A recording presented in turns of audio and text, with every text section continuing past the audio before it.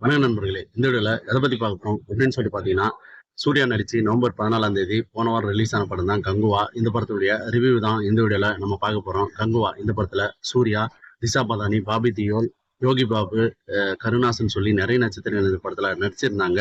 Siruthai Siva direction பண்ணியிருந்த இந்த படத்துக்கு தேவஸ்ரீ பிரசாத் இசையமைச்சிருந்தாரு. இந்த படத்த ஸ்டுடியோ கிரீன் ஞானவேல் ராஜா தயாரிச்சிருந்தாரு. இந்த படம் ரிலீஸ் ஆன உடனேயே நெகட்டிவ் ரிவ்யூஸ் அதிகமா அந்த படத்துக்கு குடுத்தாங்க. அது என்ன காரணம் அப்படின்னு சொல்லி தெரியல. இத பத்தி விரிவான டீட்டெயிலான ஒரு விஷயத்த நானு பின்னாடி சொல்றேன். இப்போ வந்து இந்த படம் எப்படிதான் இருக்குது அப்படின்னு சொல்லிட்டு இந்த வீடியோல நம்ம பார்த்துடலாம்.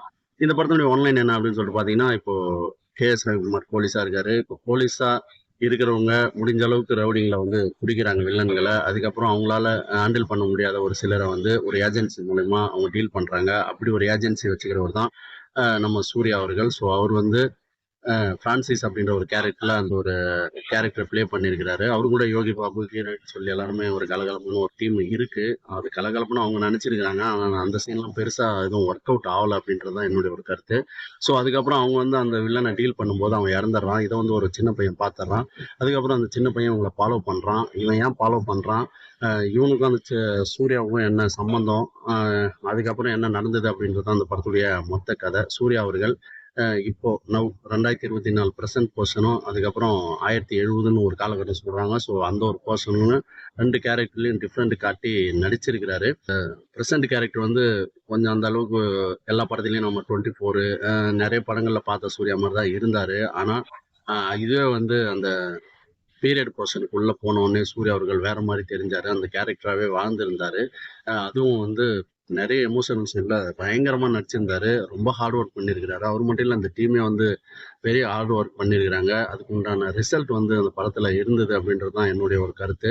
ஸோ சூர்யா அவர்கள், அவர் தான் அந்த படத்தினுடைய மெயின் தூணுன்னு சொல்லிட்டு சொல்லுவேன். ஸோ அவர் வந்து அவரால என்ன முடியுமோ அத வந்து ரொம்ப பெர்ஃபெக்ட்டா, ரொம்ப சூப்பரா, கடின உழைப்புடன் நடிச்சிருக்கிறாரு. இது இது வந்து இந்த படம் வந்து பெருசா பேசப்படலனாலும், இந்த ஒரு கேரக்டர் காலங்காலமா அவருக்கு வந்து பேசப்படும். ஸோ இப்ப இத கொண்டாடாம விட்டுருக்கிறாங்க. ஆனா இந்த கேரக்டரையும், இந்த படத்தையும் ஆ சூர்யாவுடைய கேரியர்ல யாராலயும் மறக்க முடியாது அப்படின்றது தான் நான் இப்ப சொல்றேன். இது பின்னாடி நடக்கும் பாருங்க. இது ஏன்னு சொல்லிட்டு பார்த்தீங்கன்னா, நெறைய எமோஷனல் சீனு அதுக்கப்புறம் நெறைய கூஸ்பம்ப் மூமெண்ட் சீன்லாம் சூர்யா அவர்கள் இதுல பண்ணியிருக்கிறாரு. அத வந்து இவங்க போற போக்குல கலாய்ச்சுட்டு போயிருக்காங்க. ஆனா பின்னாடி ரொம்ப வருத்தப்படுவாங்க. ஆனா இதுதான் சூர்யாவுடைய ஒரு அ மெயின் ரோலாவே பின்னாடி எடுத்துக்க போறாங்க அப்படின்றது தான் நான் சொல்றது. இதற்கு அடுத்ததா பார்த்தீங்கன்னா, அந்த சின்ன பையனா நடிச்சிருக்கிற பையன். ஸோ பார்க்கறதுக்கு பொண்ணு மாரி இருக்கிறான். ஆனா அவன் வந்து ஒரு சூப்பரான ஒரு கேரக்டர். அவனுக்கு முக்கியத்துவம் குடுத்த ஒரு கேரக்டர். ஸோ அத வந்து அவன் என்ன கொடுக்கப்பட்டதோ அந்த வயசுக்கு அவன் என்ன பண்ணணுமோ அத வந்து சிறப்பா பண்ணியிருக்கிறான். சண்டை காட்சிகள்லாம் அவனும் ரொம்பவே நல்லா பண்ணியிருக்கிறான் அப்படின்னு சொல்லிட்டு நான் சொல்லுவேன். அப்புறம் இவங்களுக்கு அடுத்ததா பாபி தியோல். ஸோ இந்தி நடிகர். அவருடைய பங்களிப்பு வந்து முதல்லலாம் ரொம்ப வெறித்தனமா இருந்தது. என்னடா பயங்கரமான வில்லனா இருக்கிறாரே அப்படின்னு சொல்லிட்டு தோணிட்டே இருந்தது. கிளைமேக்ஸ்ல ஏதோ பண்ண போறாரு அப்படின்றது வந்து நம்மளுக்கு பார்க்கும்போது தோணிட்டே இருந்தது. அதுக்கப்புறம் பார்த்தீங்கன்னா, கிளைமேக்ஸ்ல ரொம்ப சிம்பிளா அவர் வந்து சூர்யா அவர்கள் முறியடிச்சிருப்பாரு, சாகடிச்சிருப்பாரு. அது வந்து ரொம்ப இவரு காட்டுன அந்த பயங்கரத்துக்கும், அதுக்கப்புறம் அவருக்கு நடந்தது அந்த சின்ன விஷயத்துக்கும் நம்மளுக்கு சம்மந்தம் இல்லாத போன மாரி ஒரு ஃபீல் ஆச்சு. அப்புறம் இதுக்கப்புறம் இதுல நடிச்ச திஷா பதானி, யோகி பாபு, கருணாஸ்ன்னு சொல்லி எல்லாருமே அவங்களுடைய கேரக்டர வந்து என்ன குடுத்தாங்களோ அத வந்து பண்ணியிருக்கிறாங்க. அது வந்து பெருசா ஒர்க் அவுட் ஆயிருக்கா அப்படின்னு சொல்லி கேட்டீங்கன்னா, கருணாஸுடைய கேரக்டரும் ஓரளவுக்கு ஒர்க் அவுட் ஆச்சு. திஷா பதானி, யோகி பாபு இவங்க கேரக்டர்லாம் அந்த ஒரு பிரசன்ட் பெர்சனே என்ன பொறுத்த அளவுக்கு தேவையில்ல அப்படின்னு சொல்லிட்டு நான் சொல்லுவேன். ஸோ அந்த அளவுக்கு தான் அது இருந்தது. அதுக்கப்புறம் பார்த்தீங்கன்னா, இந்த படத்துல நெறைய பேருடைய முகங்கள் வந்து கரெக்ட்டாவே தெரியல. அந்த அளவுக்கு மேக்கப் பயங்கரமா பண்ணியிருக்கிறாங்க. நட்டி நடராஜ் அவருடைய முகம் தான் தெரிஞ்சது. அவருடைய பல்லு எல்லாமே ரொம்ப வித்தியாசமா டிஃபரெண்ட்டா பண்ணியிருந்தாங்க. அதேபோல போஸ் வெங்கட் அவருடைய கெட்டப் வந்து நம்மளுக்கு தெரிஞ்சது. ஆனா அவருமே பயங்கரமா நடிச்சிருந்தாரு ஒரு மாதிரி.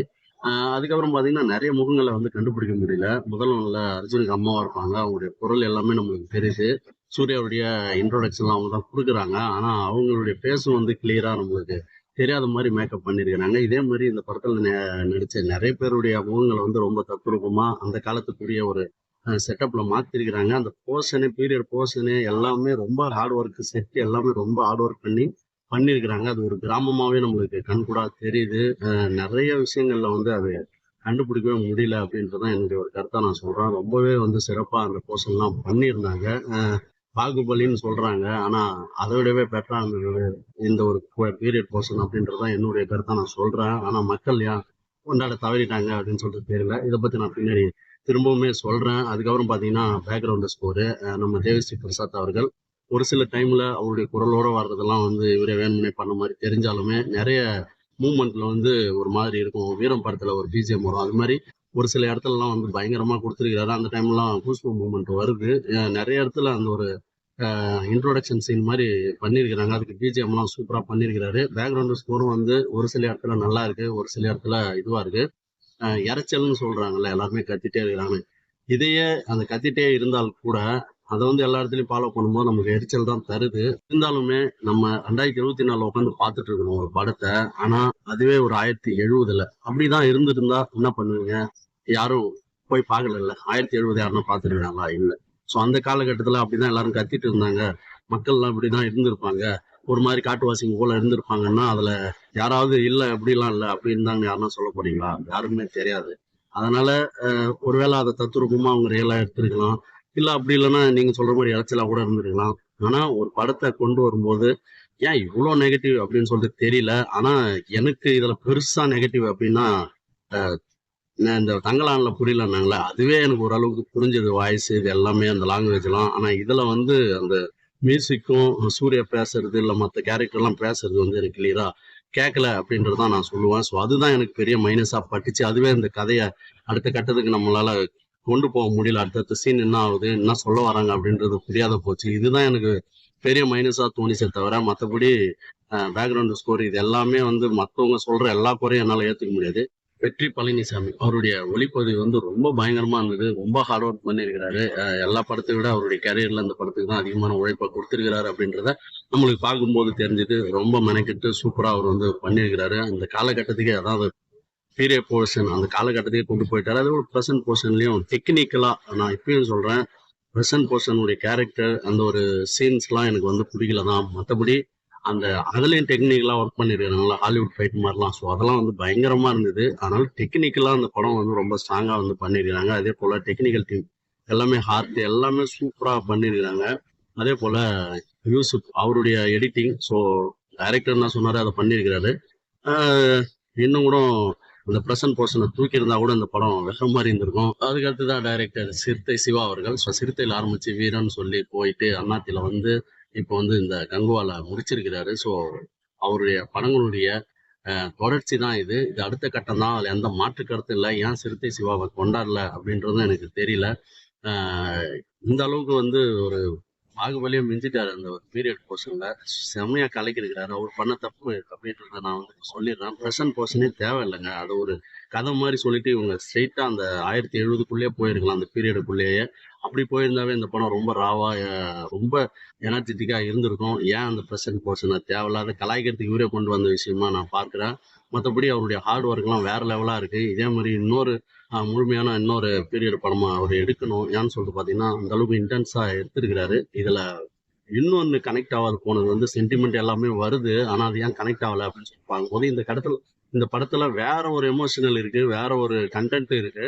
ஆனா சிறுத்தை சிவா அவர்கள் என்ன பண்ணிருப்பாரு பாத்தீங்கன்னா இந்த சம்மந்தமே இல்லாம இப்போ ஒரு வில்லன் நடராஜ் வில்லன் கேரக்டர் வச்சிருப்பா. அவருடைய பையன் தான் அவன். ஸோ அவனை வந்து இவரு ஒரு தப்பு பண்ணிட்டான். அவனை வந்து அந்த காலத்துல என்ன முறையோ அதை வந்து தண்டனை கொடுக்குறாங்க. ஆனா அவன் தப்பு பண்ணதால அதுக்கு முன்னாடி 100 பேரை வெட்டி வீசியிருக்கிறான். ஸோ அவனை கொன்னதுக்கு போய் அவன் பையன் மேல ஒரு பாசமாவும் இதுவாகவும் இருக்கிறது வந்து அந்த சென்டிமெண்ட் வந்து நிறைய பேர் கனெக்ட் ஆகாது போயிடுச்சு. ஆனா சம்மந்தமே இல்லாம கதையை இவங்க 2 பேருக்குள்ள கொண்டு போனதான் அந்த படத்துல பெரிய மைனஸ் அப்படின்றது என்னுடைய ஒரு கருத்தை நான் சொல்றேன். மற்றபடி இந்த படம் வந்து வேற லெவலான ஒரு படம். இப்போ வந்து RRலாம் சொன்னாங்க விஜயகாந்த் படம் மாதிரியும் அர்ஜுன் படம் மாதிரி இருக்கு. ஆனா டெக்னிக்கலா நல்லா இருக்குதுன்னு சொன்னாங்க. அப்படி டெக்னிக்கலான வேற லெவலா இருக்கிற படம் தான் இந்த கங்குவா. ஆனா இதை ஏன் கொண்டாட மாட்டாங்க அப்படின்னு சொல்லிட்டு தெரியல. தமிழ் ஆடியன்ஸை பத்தி நம்ம பேசி ஆகணும். அவங்களுக்கு பிடிக்கிறவங்க யாரா இருந்தாலும் மொக்க பாட்டா இருந்தாலும் கொண்டாடுறாங்க. அதிகமான வியூஸை கொண்டு போறாங்க. அந்த பாட்டை வந்து ட்ரெண்ட் பண்றாங்க. ஆனா அவங்களுக்கு பிடிக்கலன்னா அந்த ஆக்டர் வந்து ரொம்ப தரம் தாழ்ந்து விமர்சனம் பண்ணி கீழே தள்ளிடுறாங்க. ஸோ அது வந்து கரெக்டான முறை இல்லை அப்படின்னு சொல்லிட்டு எல்லாமே சொல்லிட்டு இருக்கிறாங்க. ஆனா ஏன் இந்த படத்துக்கும் அது மாதிரி பண்றாங்கன்னு சொல்லிட்டு தெரியல. அவங்களுடைய உழைப்பை அந்த ஒரு முயற்சியை வீணடிக்கிறாங்க. மற்ற படத்தை வந்து கொண்டாடுறாங்க. இதுவே தெலுங்கு படங்கள்லாம் வந்தா அப்படி கொண்டாடுறாங்க. இது வந்து ரொம்ப டாப்ல தமிழ் டெக்னீஷியன்கள் பண்ணியிருக்கிற இந்த ஒரு விருந்தை வந்து அவங்க ஏத்துக்க மறுக்கிறாங்க. அது ஏன்னு சொல்லிட்டு தெரியல. ஆனா இந்த படத்துக்கு திட்டமிட்டா என்னன்னு தெரியல.